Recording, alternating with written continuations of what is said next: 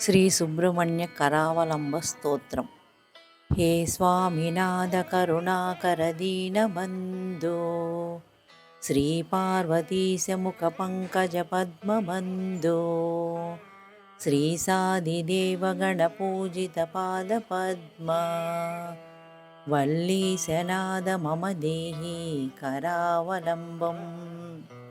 देवादिदेवसुतदेवगणादिनाथ देवेन्द्रवन्द्यमृदुपङ्कजमञ्जुपाद देवर्षिनारदमुनीन्द्रसुगीतकीर्ते वल्लीसनाथ मम देहि करावलम्बम्.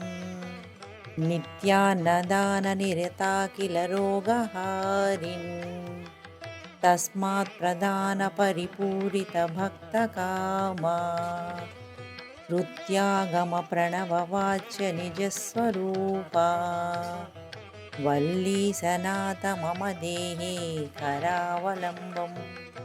क्रौञ्चासुरेन्द्रपरिखण्डनशक्तिशूला पाशादिशस्त्रपरिमण्डितदिव्यपाणे श्रीकुण्डलीशधृततुण्डसिकीन्द्रवाहा वल्लीसनाथ मम देहि करावलम्बम्.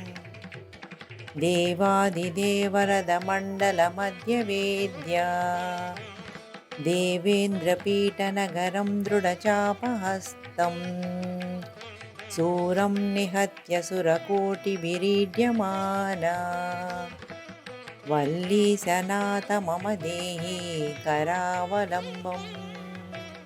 आरादिरत्नमणियुक्तकिरीटहारा केयूरकुण्डललसत्कवचाभिरामा हे वीरतारकजयामरबृन्दवन्द्या वल्लीसनाथ मम देहि करावलम्बम्. पञ्चाक्षरादिमनुमन्त्रितगाङ्गतोयैः पञ्चामृतैः प्रमुदितेन्द्रमुखैर्मुनीन्द्रैः पट्टाभिषिक्तहरियुक्तपरासनाथ वल्लीसनाथ मम देहि करावलम्बम्. श्रीकार्तिकेयकरुणामृतपूर्णदृष्ट्या कामादिरोगकलुषीकृतदुष्टचित्तं भक्त्वा तु मामवकलादरकान्तकान्त्या वल्लीसनाथ मम देहि करावलम्बम्.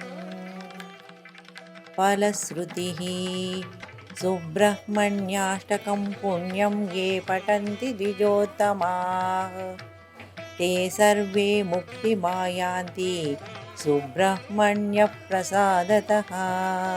सुब्रह्मण्याष्टकम् इदं प्रातरुद्धाय यः पठेत् कोटिजन्मकृतं पापं तत्क्षणादेव नश्यति.